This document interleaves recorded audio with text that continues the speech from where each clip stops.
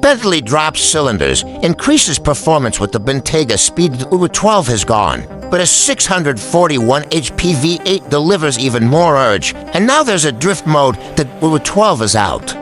And the V8 is officially the new internal combustion flag bearer at Bentley. Both the Continental and the Flying Spur Speed made the same transition with a heaping helping of hybrid power, but the Bentayga Speed takes a different approach. Doing without electrification and producing more power through its boosted 4.0 liter. 5 to 8 than the old version ever did with the W-12 dotted shouts, not whispers. Bentley ensures you know all 8 cylinders are doing their job via an optional titanium Akrapovič exhaust system, one that seems to exist at the outer edge of noise regulations. Forget the Lamborghini Urus, the Porsche Cayenne, and the Audi. RSQ8. Against all odds, it is Bentley that now has the loudest SUV on Volkswagen Group's MLB Evo platform. The sound is entirely organic. None of the ear-popping explosions on the overrun or the rib-snapping of each full-throttle gear shift are synthesized or piped into the cabin. The quantity of genuine exhaust noise that gets past the layers of sound deadening, which make the Bentayga so serene when cruising, only serves to emphasize how loud these pipes are. Could it be showmanship to make buyers forget about the silky Uber 12? Probably, but if so, it's working. This Bentayga Speed is more serious about speed in every respect than the one before it. A launch control feature arrives, a first for the Bentayga, and makes optimal off-the-line use of the 641 horsepower and 627 pounds FT peaks the twin-turbo 4.0-liter V8 is now capable of generating. Enhancements over the regular Bentayga V8 include larger turbos, higher flow fuel injectors, and a lower compression ratio. The Speed's transmission is the same 8-speed automatic as before. And power is directed to all for wheels with up to 59% of torque sent to the rear. Bentley claims a 0 to 60 mph time of just 3.4 seconds, a half-second quicker than the outgoing W12 Speed. The hammer doesn't drop from over 5,000 revolutions per minute like it does in the dual-clutch-equipped Continentals. But the immediate get-up off the line in combination with the launch controls quicker than before shifting program makes a huge difference versus the smooth getaway the Bentayga makes when you simply floor it from a stop. Driving dynamics have been turned up thanks to new programming for the adaptive dampers, which the engineering team says are now 15% stiffer than before when the way drive mode dial is twisted to its sport setting. It's a difference I felt right away on a rough road. At no point does the ride become harsh, but it's like switching from a plush, extra soft pillow to one with medium firmness, still cosseting and more supportive, never uncomfortable. The added stiffness, along with less weight over the front nose, helps the Bentayga Speed slice through corners more willingly and with a greater sense of balance than before.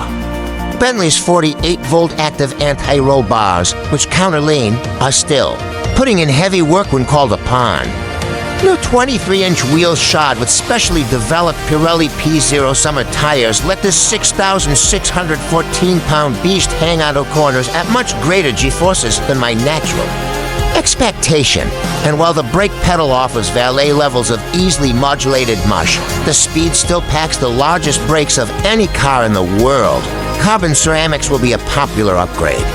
As ticking this box adds a new ESC Dynamic mode that unlocks brake-based torque vectoring to mitigate understeer and loosens the stability control reins enough to induce power on oversteer. Bentley says its ESC system's tuning prior to this Speed would nip any sort of slip angle in the bud.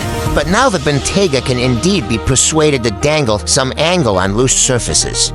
Will owners ever experience such shenanigans? They should. To prove this system's efficacy, Bentley let me loose on a Montana ranch full of rolling gravel trails that simulated a short rally stage. The conclusion?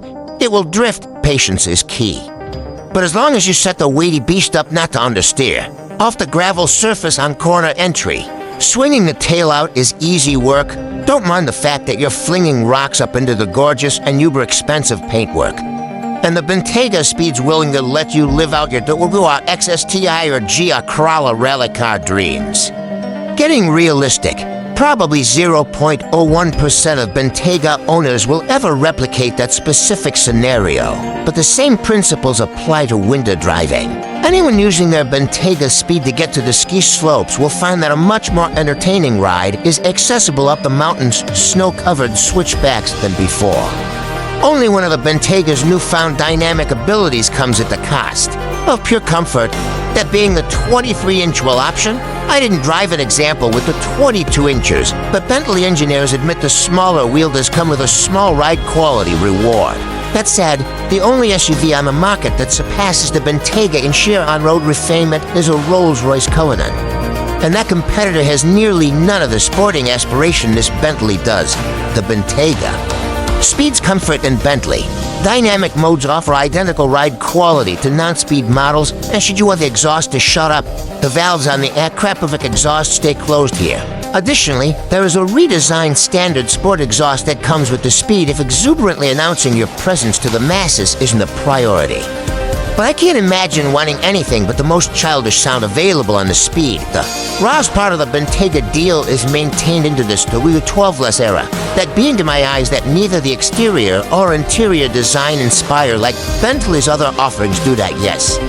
The Speed has a black roof, a showy spoiler, dark-tinted. -1 aplenty, and those vast rims.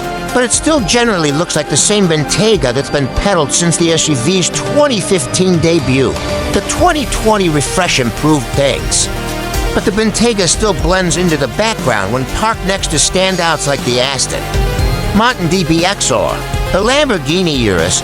Strangely, Bentley deleted the ability to tow with this V8-powered Speed, an unfortunate loss since the W12 Speed could haul up to around 7,716 pounds. Bentley blames a pursuit of pure driving performance for the lack of utility, so skip the Speed model if you intend to schlep a trailer around, despite the general design and tech aging on. I can't say much bad about the Bentayga Speed's interior. All of the Speed-specific touches like the unique digital cluster design, Speed embroidered in the beautiful seat uppers, and jaw-dropping two-tone colorways combined with Bentley's almost unlimited customization for a stunning look upon. Opening the door, if there are nits to pick, it's that there are still leftovers from the Audi parts bin that remind you of the Bentayga's slightly humbler roots.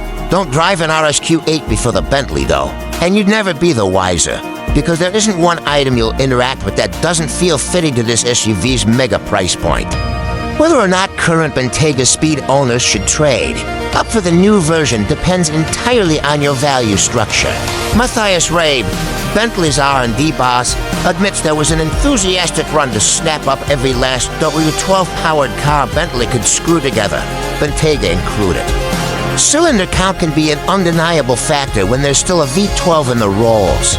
And Ferrari Puro sang, from the driver's perspective, though, this Bentayga Speed can pause the argument about cylinder count. The V8 sounds like it wants to rip up the very tarmac it's pounding down. The acceleration figures speak for themselves. And while anyone would be misguided to buy a Bentayga purely for its dynamic prowess, there's no denying this new Speed is the best yet at making a squiggly stretch of pavement disappear in the rearview mirror thanks to less weight on the nose and the ever-improving arsenal of chassis electronics.